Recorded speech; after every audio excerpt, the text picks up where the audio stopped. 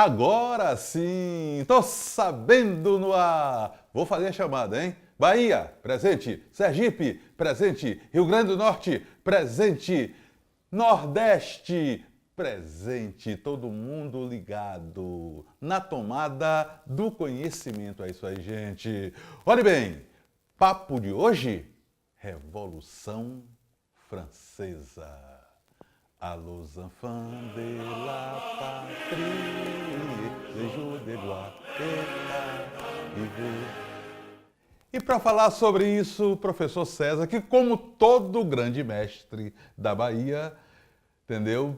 Recebe como sobrenome o nome da sua matéria, da sua disciplina. Portanto, ele é César de alguma coisa que eu nem me lembro mais, mas para a Bahia ele é César de História. Bom dia, Jorge, bom dia a todos. É um movimento importantíssimo na história, bem atraente e super atual, né? Falar sobre a Revolução Francesa. E para falarmos sobre a Revolução Francesa, é necessário que façamos alguns retrocessos. Como, por exemplo, retroceder à Idade Média, onde o rei era o nobre que menos tinha poder. Passou até o final da Idade Média, mais ou menos século XIV, XV, quando surge uma camada importantíssima chamada de burguesia. E essa burguesia, onde no feudalismo o poder político era descentralizado, o que a burguesia ganhava num feudo, perdia no outro. O que a burguesia faz? Ela se alia ao rei. Fato que vamos chamar de formação das monarquias nacionais ou estados modernos. A partir daí, do século XV, esse rei passa a ter poderes. E esses poderes aumentam com a criação do absolutismo. Isso. Onde o rei vai ser o senhor de tudo e de todos. A maior expressão foi Luís XIV, chamado Rei Sol, onde na França brilhava a sua figura. E aí o que vai acontecer? Em termos políticos, nós vamos ter o absolutismo. E em termos econômicos, o mercantilismo. Onde esse mercantilismo previa a intervenção do Estado da economia. O que contrariava uma das características básicas do capitalismo, que era a propriedade livre, a propriedade privada. Quando esse rei começa a intervir na economia, a burguesia, que anteriormente era aliada ao rei, ela se volta contra o rei. Fato que nós vamos chamar de iluminismo. E aí surgem dois grandes filósofos do iluminismo importantíssimos. O pai do capitalismo, o pai do liberalismo político, que foi John Locke, e o pai do liberalismo econômico, que foi Adam Smith. E nessa sequência nós vamos ver que John Locke ele contraria dois filósofos importantes, dois defensores do absolutismo, que foi Nicolau Maquiavel, que dizia que os governos poderiam ser justos ou injustos, pacíficos ou violentos. E os governantes não cabiam contestá-los. E se para governar o rei tivesse que usar a violência, usasse-a, pois os fins justificam os meios. E vem um outro grande filósofo defensor do absolutismo, que foi o bispo Jacques Bossuet, que vai dizer que o poder do rei vem diretamente de Deus. E só a Deus o rei deveria prestar contas. Quando John Locke diz que o poder emana do povo, e ao povo o governante tem que prestar contas. Isso vai resultar na forma de governo mais evoluída, que foi o parlamentarismo, o que caracteriza hoje grande parte dos países europeus. E na contramão também vem, em termos econômicos, vem Adam Smith, que propõe o liberalismo econômico, criando toda uma situação para deflagrar a Revolução Francesa. E tudo isso vai desaguar na Revolução Francesa. Maravilha, papo gostoso, gente. Mas você está lembrado, tá ou não tá? @JorgePortugal09. Nosso Instagram, pelo direct, sugira o tema. Converse comigo, numa boa. E tô sabendo mais com Jorge Portugal. Saiu daqui do programa, vai pro YouTube, hein? Fazer a revisão. Meu querido César, por este motivo, a Revolução Francesa é uma revolução paradigmática, né? Daquelas que dividem a história do mundo em antes e depois. É como eu falei, a Revolução Francesa é um divisor de águas. Sim. Ela termina com a Idade Moderna e dá início à Idade Contemporânea. Um movimento importantíssimo. É também chamado de movimento Atlântico Ocidental, porque ela saiu do contexto da Europa. Veio, inclusive, repercutir na América, no processo de independência dos países da América Latina, que viviam áreas da Revolução Americana, que caracterizou-se por rompimento do pacto colonial. E no Brasil, dois movimentos importantíssimos, que é a Inconfidência Mineira, e mais importante ainda, e não tão propagada como deveria, a nossa famosa conjuração baiana, a conjuração dos alfaiates. Com certeza. Essa é a minha conversa preferida. A minha conversa preferida. Ok, meu irmão, coisa boa, tá gostando, tá? Acompanhando. Eu vou fazer uma pergunta a ele aqui para poder a gente começar a fechar esse bloco, porque eu sei que o seu interesse, né, está indo subterraneamente para esse ponto. Isso cai no Enem e em vestibulares Brasil afora. É incontornável esse assunto. Sim. Tudo bem? Com certeza. A Revolução Francesa, Jorge, ela tem algumas características importantíssimas. E eu costumo dizer que a principal causa da Revolução Francesa, que vai nortear, inclusive, como você gosta da conjuração baiana, a Inconfidência Mineira, é a desigualdade social. A França, no século XVIII, ainda guardava resquícios da Idade Média. E a sociedade francesa, ela estava dividida em estados, estamentos ou ordens. Estados, estamentos ou ordens são aqueles grupos fechados, né, que não permitem mobilidade social. O primeiro estado, o clero, dividido em alto e baixo. O segundo estado, nobreza, dividida em nobreza cortesã, togada e provincial.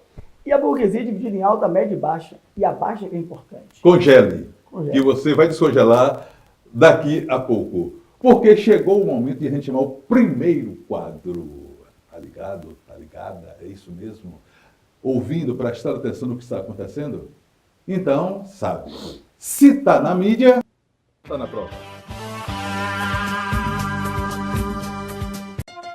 O pai dele era paulista, seu avô pernambucano, o seu bisavô mineiro, seu tataravô baiano. Francisco Buarque de Holanda nasceu no Rio de Janeiro em 19 de junho de 1944. Músico, dramaturgo e escritor, Chico Buarque é um dos grandes nomes da cultura nacional.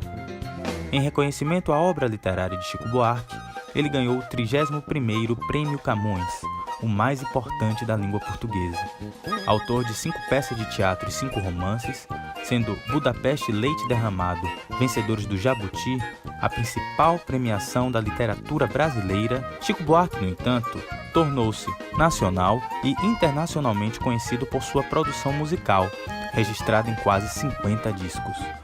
Criador de uma poética singular, Chico Buarque enriqueceu a música brasileira com canções da era dos festivais, como Sabiá e a Banda, canções de protesto contra a ditadura, como Apesar de Você e Cálice, canções compostas com eu lírico feminino, como Olhos nos Olhos e O Meu Amor, canções que nos deslumbram pela sofisticada arquitetura poética, como Construção, e que nos comovem pelo lirismo, como todo sentimento.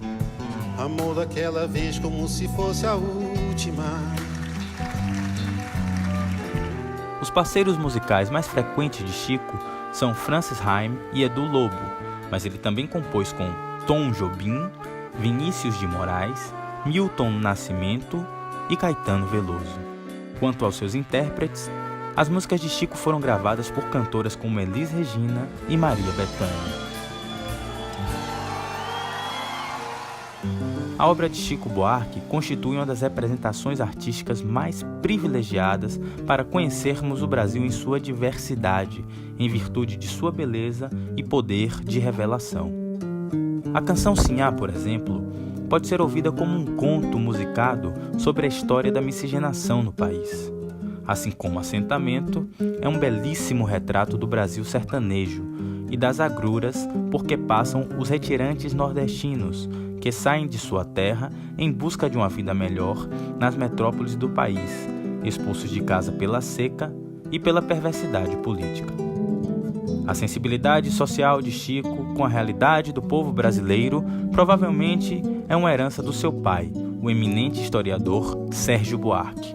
De outro modo, esse altíssimo poeta não poderia ter escrito. E aí me dá uma tristeza no meu peito, feito um despeito de eu não ter como lutar. E eu que não creio, peço a Deus por minha gente. É gente humilde, que vontade de chorar. Viva Chico Buarque!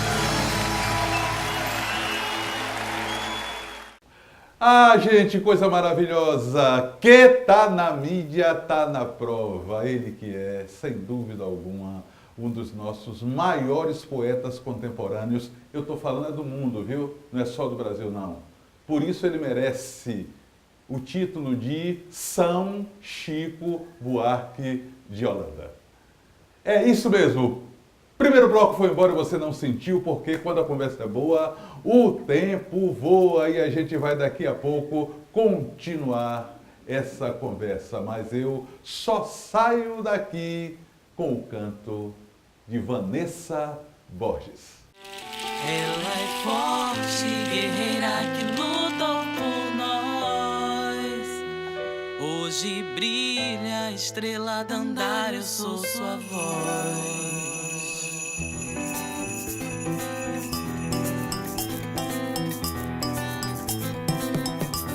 Pra que princesa, se eu tenho rainha?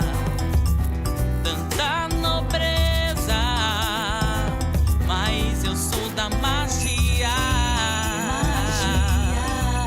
De volta com o Tô Sabendo, estou aqui escrevendo no quadro, tá vendo? @JorgePortugal09 é o nosso direct.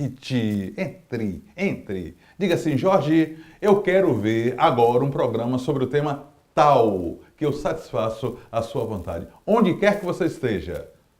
Se tiver em Sergipe, se tiver aqui na Bahia e por aí vai. Piauí, tudo bem? A gente volta aqui para conversar com o professor Serra de História. Você estava congelado. Com certeza. Descongele, os 3 estados.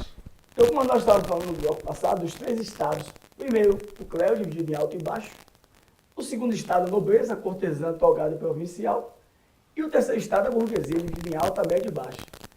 E a baixa que é importante, que é de onde vai ser a massa de manobra, onde o pessoal vai sair para a revolução, que são os sans-culottes, os camponeses. E como eu estava falando, algumas características da Revolução Francesa são importantes. A causa principal é a desigualdade social. Clero e nobreza, que representava Jorge Paz, 3% da população na maior mordomia. Isenção de impostos, cargos públicos, pensões do Estado. E 97% da maior miséria. E esse povo, como ainda guardava, como eu falei, resquícios de Idade Média, a principal atividade econômica era a agricultura. E o principal produto era o pão feito do trigo.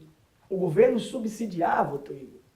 Mas a dinastia dos Bourbons, a qual pertencia os Luíses, que vai de Henrique IV até Luís XVI, que é o rei que está na época no poder da Revolução Francesa, caracterizava-se por gastar dinheiro.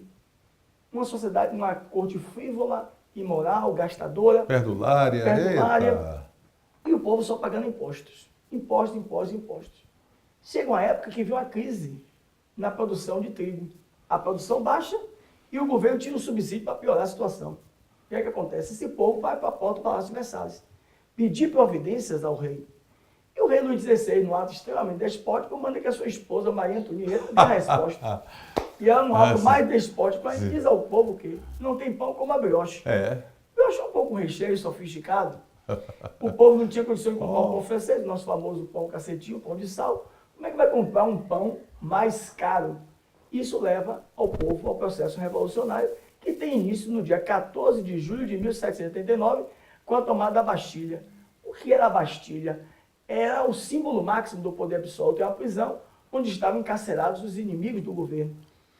As pessoas não faziam oposição ao governo com medo de ser presos na Bastilha e ser enforcados. Aí muita gente diz, mas não é a guilhotina? A guilhotina vem depois, que a guilhotina surge durante a terceira fase da Revolução Francesa, por conta de um deputado do terceiro estado chamado Paul Guillotin. Isso. Você vai ver que o lema da Revolução Francesa, como você começou a cantar o hino da Revolução, que é um dos hinos mais bonitos, a Marselhesa, ele propõe a igualdade de todos perante a lei a partir da morte. Isso que era para suavizar a morte e democratizar. Porque o nobre, quando era condenado, era poucas pessoas num pátio pequeno, o carrasco vinha lá, dava uma machadada, acabou. Já o povo não era dia de festa. Saía preso numa carroça da Bastilha até a praça de execução, os seus crimes eram lidos, a sua família era excomungada até a terceira geração, seus bens confiscados e depois eram presos. Aí surge esse deputado, Paul Guillotin, no terceiro estado, que diz, vai morrer, é igual para todo mundo, é guilhotina. Aí surge a igualdade de todos perante a lei. Então, o lema da Revolução Francesa, né? Liberté, égalité, fraternité. Maravilha, meu querido. Você falou dos 3 estados, você falou dessa primeira fase, mas você tinha dito antes que houve algumas fases da Revolução. Sim. Não é? A gente pode começar agora a debulhá-las? Vamos.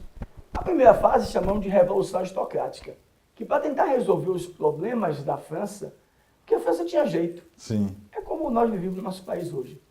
Na época, primeiro e segundo estado, que ganhava mais, era isento de pagar impostos. E o povo só acumulando uma carga tributária violenta. Professor César, o senhor acabou de confessar para todo o Nordeste, Brasil e planeta uma coisa que ninguém está ousando dizer. Nós estamos precisando ainda fazer a Revolução Francesa? Com certeza, com certeza. Jorge, historicamente, nenhum país do mundo saiu para a condição de país desenvolvido sem passar por uma revolução. Sem dúvida. Então, a Revolução Francesa, ela vai de encontro a esses anseios, porque o povo na miséria. E o primeiro e segundo estado, a maior mordomia, 3% da população, concentrando toda a riqueza, e o povo na miséria. É como você pega o Brasil hoje. Né? Você pensa num país, entendeu, que tem como poder 1000 famílias. Apenas 1000 famílias no poder é uma coisa mais alarmante ainda.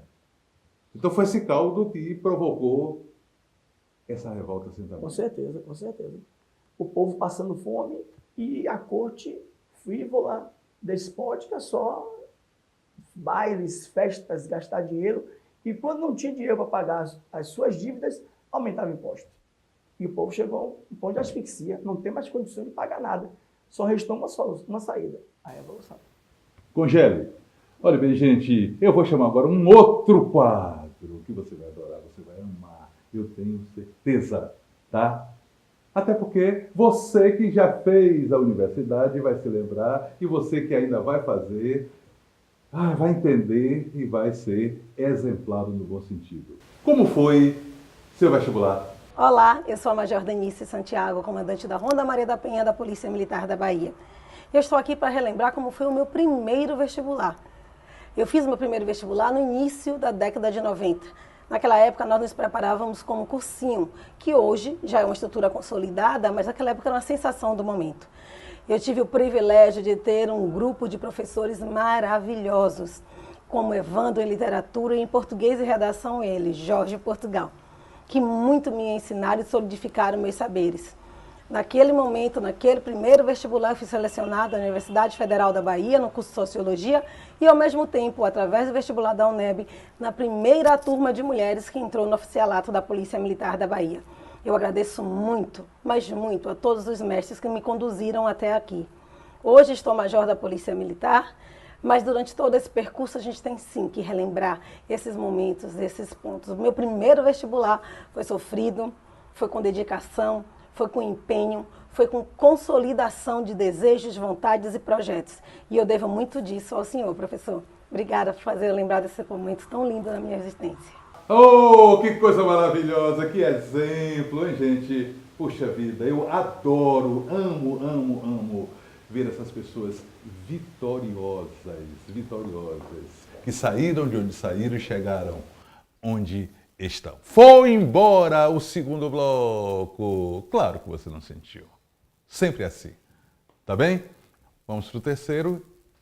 O bloco, não é, de encerramento do programa, mas eu só saio daqui com meu querido amigo, irmão, parceiro, Raimundo Sodré.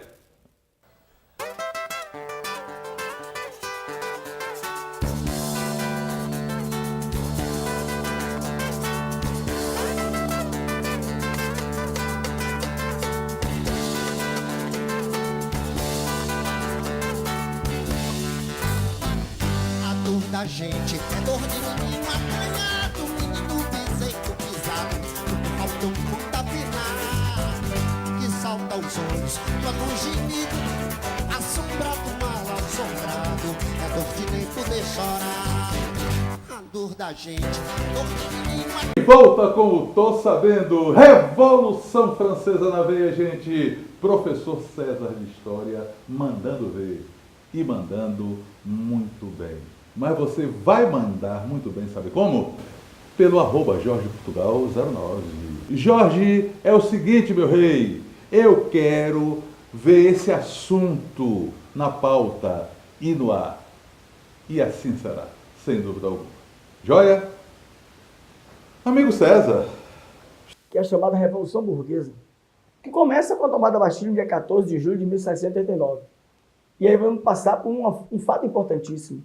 Porque na primeira fase, o terceiro Estado se mantém reunido, jurando dissolver-se quando desse à França uma Constituição. Como nós já falamos, o governo absolutista não tinha divisão de poderes, todos os poderes concentrados na mão do rei, não tinha Constituição. O rei fazia o que queria e bem entendia. Quando o terceiro Estado permanece reunido, jurando dissolver-se quando der à França a Constituição, essa Constituição acontece, limitando os poderes do rei. Mas uma coisa importante, ela deixa o povo de fora do processo político, porque ela introduz o voto censitário que foi feito por Montesquieu, Barão de Montesquieu, na sua obra O Espírito das Leis.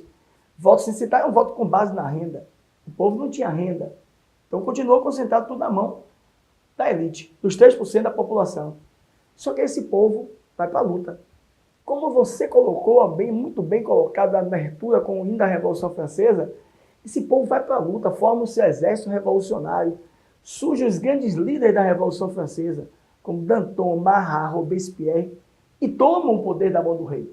O rei tenta uma contra-revolução, convoca o exército austro-prussiano dos emigrados, formado por Áustria, Prússia e os nobres que haviam fugido com medo de perder o pescoço, e vão tentar fazer uma contra-revolução. Literalmente, inclusive. Com certeza. E tentam fazer uma contra-revolução, o que não acontece, porque o rei é reconhecido na cidade de Valência, ele tenta fugir para comandar a contra-revolução de fora para dentro.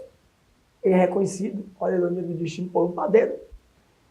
É recambiado para a França, sai do Palácio de Versalhes, vai para o Palácio das Tulherias, e o povo assume o poder. É a Revolução Popular, ou também chamada de Revolução Republicana, ou Período Terror. Por que não Período Terror? Isso é importante você ressaltar. Que são 300 mil pessoas presas, das quais 17 mil serão guilhotinadas. É um banho de sangue na França. No governo de Robespierre. Primeira medida, Luís XVI e Maria Antonieta vão ser guilhotinados. Crime contra a pátria. E aí o povo assume o poder. Só que acontece uma série de turbulências. Mas 3 medidas são importantíssimas. E que a gente tem que fazer hoje. Primeira medida, assegura a educação para todos e em todos os níveis. Desde lá, do maternal, da alfabetização até a universidade. É meta prioritária do governo. Vai assegurar amparo e assistência aos jovens carentes e aos idosos. E uma coisa importante, vai instituir a lei do máximo. Quem especulasse com o preço máximo do produto, por exemplo, um pão custasse 50 centavos, se cobrou 60, guilhotina. E aí o que acontece? Esse governo tem um governo pequeno, tempo muito curto, e aí uma série de golpes, onde o mais importante foi o golpe do Clube de Atenas.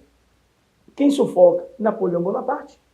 E aí Napoleão vai mais tarde desfechar um outro golpe, chamado Golpe do 18 de Brumário, que termina com a Revolução Francesa e dá início ao período napoleônico, voltando a um governo absolutista. Napoleão foi mais absolutista do que os reis absolutistas.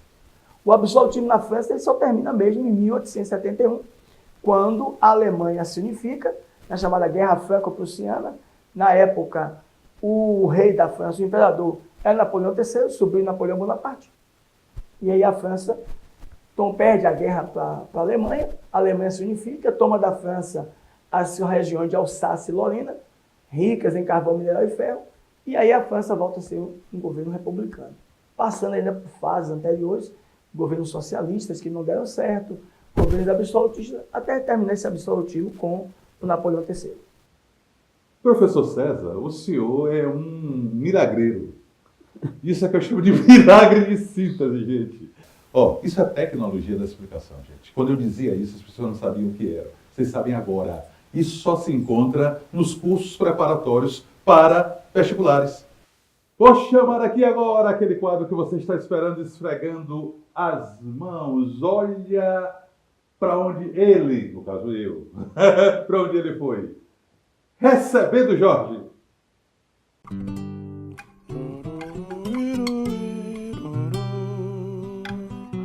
Piruriruraya, irumabidaya, yoyoyoma, bidi, bidi, mamagaya, idigori, eu amagoye banda.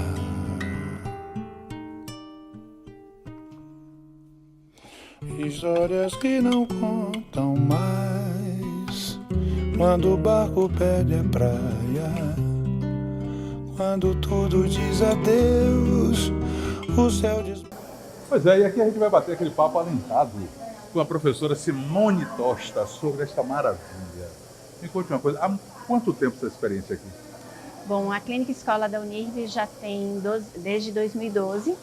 É um curso que iniciou, né, com os primeiros semestres, e esses alunos eles são trazidos para cá a partir do 5º semestre, que é o 3º ano. E aprender dessa maneira, na prática, né, já atendendo pessoas, né, certamente que dá um caminho e tanto.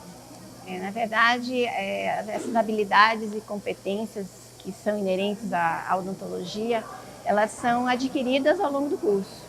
Então, é através da prática, né? Nós temos a teoria e esse aluno é trazido para a prática diariamente. Ele é exposto a situações que ele vai vivenciar fora daqui, quando formar.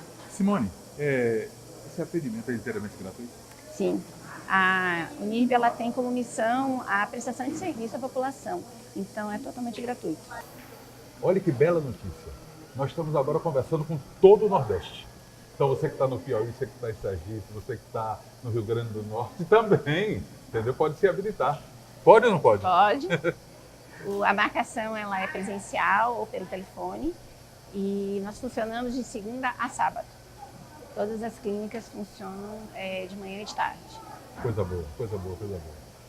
Agradecer a você, doutora Simone, pela sua dedicação, pela sua devoção, né, à profissão e pela simpatia. Eu que agradeço a sua presença, você é muito bem-vindo sempre. Obrigado, querida. Olha, gente, há um pensamento que diz que santamarenses e judeus se julgam povos eleitos, e ambos têm razão. Eu estou aqui com o doutor Oswaldo Schettini Filho. Santo Amaro da Purificação é a raiz dele, viu? E ele é médico aqui, também trabalha neste atendimento, também faz parte, né, dessa grande corrente de solidariedade promovida pela Unirv. E aí, meu querido, me fala um pouco desse trabalho seu. Na verdade, é um prazer muito grande ter o professor Jorge Portugal aqui, conterrâneo lá de Santo Amaro. E, na verdade, aqui é um ambulatório, a gente tem em toda a instituição da Unirv uma função social muito importante de devolver saúde bucal para o nosso paciente. Acreditamos que a saúde bucal ela faz parte de todo um contexto geral. Então, os alunos eles são motivados a enxergarem a saúde bucal como um fator que vai trazer excelência a todo o nível de saúde bucal, e é nessa missão que todo o corpo docente, que nós pensamos a cada prática clínica e a cada aula que desempenhamos aqui. Maravilha. Bem, deixa eu ver aqui o nome dele, Fernando Ribeiro. Tudo que bem? semestre, Fernando Ribeiro? 9º semestre. Você está saindo quase, né? Quase saindo. Beleza. Esse ano eu finalizo. Sim. Quero saber, entendeu? Qual é o grau, né? O grau de validade de tudo isso aqui para o seu futuro profissional. Como é que está valendo? 1000, vale 1000. O que a gente aprende aqui realmente, não só na parte teórica, mas a parte ambulatorial aqui, a gente, com atendimento à população mais carente aqui, realmente a gente tem uma gama de pacientes que vem sempre aqui. Então a gente está sempre botando em prática esse conhecimento que a gente aprende em sala de aula. E eu me sinto super preparado para o mercado de trabalho. E eu acredito que todos os alunos aqui da Unirv se sintam preparados também. Vocês viram? É verdade, pode crer, estou aqui, entendeu? Ao lado de todos eles, ao lado deste monumento de sensibilidade social. Professor Carlos Joel, aprovado.